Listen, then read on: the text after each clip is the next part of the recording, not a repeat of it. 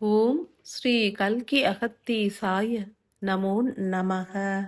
108 தின ஆத்ம காயத்ரி சாதனாவினை மேற்கொள்பவர்களுக்கும் 48 தின ஆத்ம காயத்ரி நோன்பினை ஏற்பவர்களுக்கும் ஸ்ரீ மீனாட்சி தேவி வழங்கிய அருளுரை. ஓம் ஸ்ரீ மீனாட்சி அன்னையே போற்றி போற்றி. அருளினால் ஆட்சி புரியும் ஸ்ரீ மீனாட்சி தேவியின் பூரண ஆசிகள் அனைவருக்கும் உரித்தாகட்டும். ஆட்சி தெய்வங்களாகிய ஐவரும் மாறுபட்ட பணிகளை ஏற்றுள்ளோம். இறுதியில் ஆதிசக்தியோடு ஒடுக்கம் கண்டிடுவோம். நீலாயதாட்சியின் ஒடுக்கம் நிகழ்ந்தேறியுள்ள இத்தருணத்தில் காஞ்சியின் தேவியாம் அன்னை ஆதி காமாட்சியின் ஒடுக்கமே நிகழ வேண்டும். காமாட்சி தேவியானவர் இறுதியில் ஒடுக்கம் காண்பதினால் யாம் இத்தருணத்தில் உயிரின் கூடு எனும் சுரபியிலிருந்து உருகி பிந்துவில் நிலைக்கும் ஆதிசக்தியோடு ஐக்கியம் அடைவோம். மீனாட்சி தேவியாகிய யாம் ஒடுங்குவதன் மூலம் இப்புவியினில் நிகழ்வது யாது என்றும் உங்களது சிரசுகளில் நிகழ்வது யாது என்றும் உணரக் கடவது. மீனாட்சியின் ஆட்சி என்பது மீன் போன்ற விழிகளை சார்ந்தது. மனிதர்களுக்கு புறத்தினில் இரு விழிகள் காண்பதற்கு அருளப்பட்டுள்ளது. அகவிழி என்பதும் சத்தியம் உணர்த்திட வல்லது. இப்புவியினை காண்பதற்கும் விழிகள் உண்டு.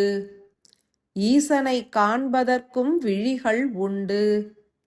காண்பதற்கு கருப்பொருள் பல உண்டு எனினும் காண்கின்ற ஆற்றலை அருளும் கருப்பொருள் என்பது மிகவும் குன்றியே காணப்படும். ஸ்ரீ மீனாட்சியாகிய யாம் காண்பதற்கு உதவுகின்ற கருப்பொருளாவோம். எமது அணுவின் ஆற்றல்களே காண்கின்ற திறனை அருள்கின்றது. ஒரு மானுட தேகத்தினில் எண்ணற்ற உறுப்புகள் உண்டு எனினும் விழிகளுக்கு மாத்திரமே காணும் திறன் உண்டு. அதன் மூல காரணம் என்பது ஆகாய மூலக்கூறுகளாகும். ஒளி நிறைந்த வெற்றிடம் நிறைந்த மூலக்கரு எனும் பாதரசமே ஒளியினை உமிழ்கின்ற திறனும் கொண்டிருக்கும். ஒளியினை உணரும் வல்லமையும் கொண்டிருக்கும். ஒளியினை உணருகின்ற தன்மை கொண்ட அதிநுண்ணிய ஆகாய மூலக்கூறுகளே விழிகளில் நிலைத்திருக்கும். விழிகளை இயக்கி அதற்குரித்தான ஆற்றல்களை அருள்வதே மீனாட்சியாகிய எமது பணியாகும். 10 தேவியர்கள் எனும் உயிர் துளிகள் எமது ஆற்றல்களை ஏற்று விழிகளுக்கு செலுத்துகின்ற பணிதனை ஏற்றிடுவர். 51 சக்தி துளிகளாக நிலைத்திருக்கும் உயிர் ஆற்றல்களில் 10 உயிர் துளிகள் எமது தலைமையில் செயலாற்றும்.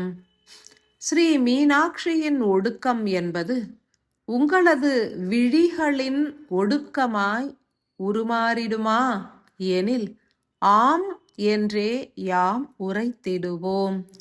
விழிகளின் ஒடுக்கம் என்பது பார்வை திறனை குன்றச் செய்துவிடும் என்றே ஏற்றுவிடலாகாது. மாறாக பார்க்கும் கருப்பொருளின் தன்மை மாற்றம் அடையும் என்றே உணர வேண்டும். ஏனெனில் விழிகளில் உள்ள கருப்பொருள்களுக்கு எமது வெப்ப சக்தியே உணவாக அருளப்பட்ட நிலையில் எமது ஒடுக்கத்தின் மூலம் ஆன்மக் கருக்களே தங்களது குளிர்ந்த சக்தியினை அருளிடத் துவங்கிடும். அதன் மூலம் விழிகள் குளிர்ச்சியடையும்.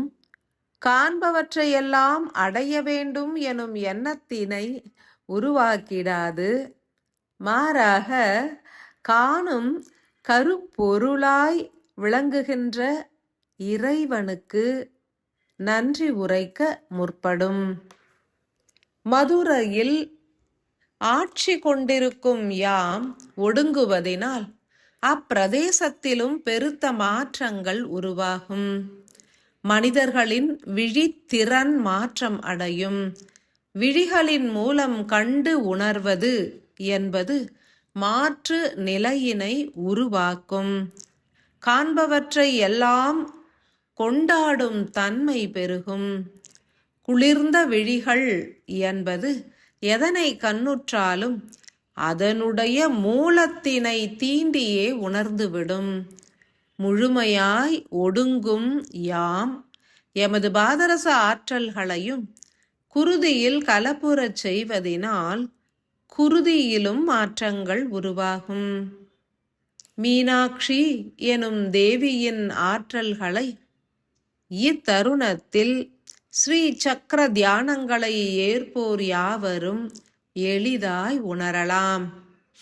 3 வகை மாற்றங்கள் புறத்தினிலும் 3 வகை மாற்றங்கள் அகத்தினிலும் உருவாகும். புறமாற்றம் என்பது அனைவரும் உணரத்தக்கவையாகவும், அகமாற்றம் என்பது சூட்சம உணர்வுகள் பெருகியவர்களுக்கு மாத்திரமே உணரும் வண்ணமும் அமைந்திருக்கும். புறத்தினில் தோன்றும் முதல் மாற்றம் என்பது விழிகளில் பெருகும் நீராகும். இன்றைய தருணம் முழுவதும் தியானித்திடும் தருணங்களிலெல்லாம் விழிகளில் நீர் பெருகிடும்.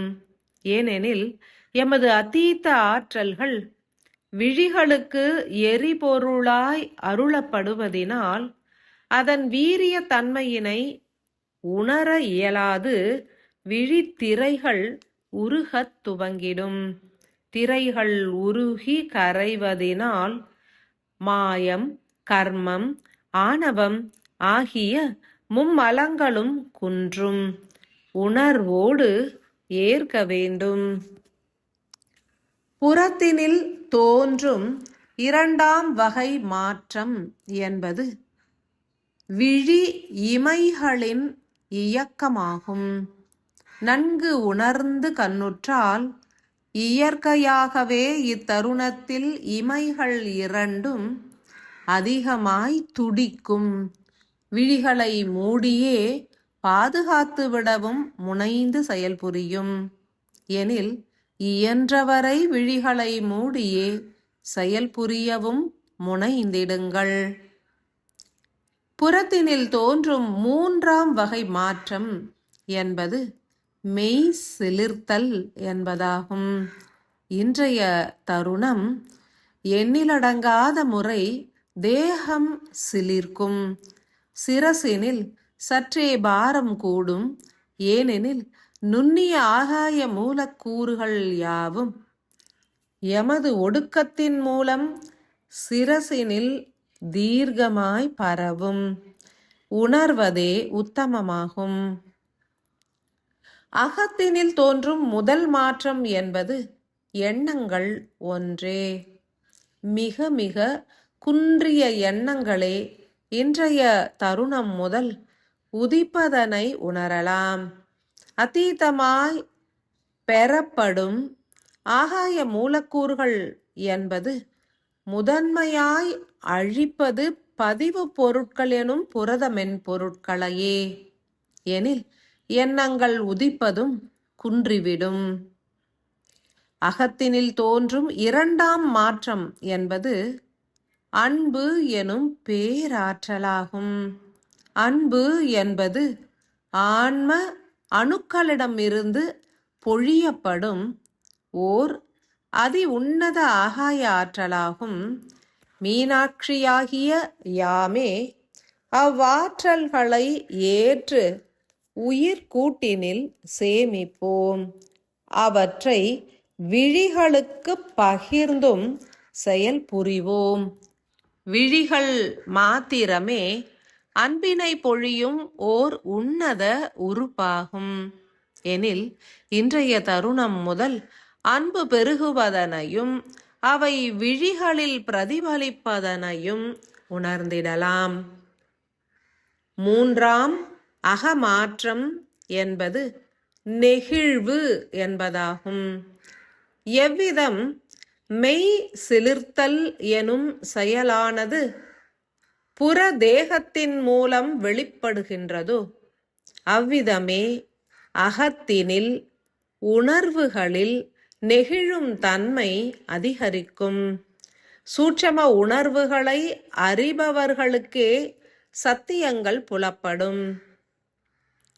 ஸ்ரீ மீனாட்சி தேவியாகிய யாம் ஒடுங்கிய பின்னர் ஒரு மண்டல காலம் வரை எமது தீவிரமான ஆற்றல்கள் உங்களது சிரசினிலே பரவியே செயல்புரிந்திடும்.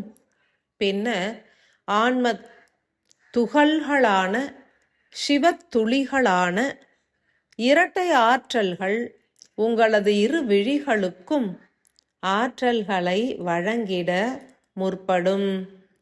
ஆகாய மூலக்கூறுகளை ஈர்த்து விழிகளுக்கு வழங்கிடவும், விழிகளின் மூலமே தீர்க்கமான அன்பினை பெருக்கிடவும் உதவுகின்ற இருவேறு ஆன்ம துளிகள் என்பது ஸ்ரீ மகா அகத்தியரும் ஸ்ரீ மகா காலேஸ்வரராகவுமே அமைந்திருப்பர்.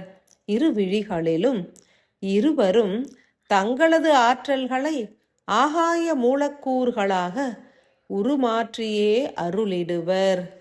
மீனாட்சியாகிய எமது ஒடுக்கம் என்பது மனித குலத்தின் இயக்கத்தினையே மாற்றி அமைத்துவிடும்.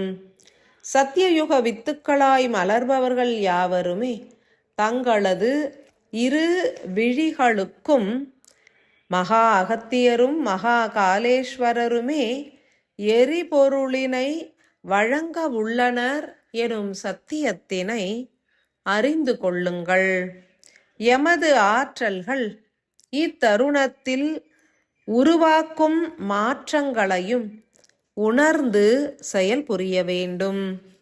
விழிகளின் ஒளித்திறன் பெருகிடவும் அன்பும் கருணையும் பெருகிடவும் ஸ்ரீ மீனாட்சி தேவியின் பூரண ஆசிகள்.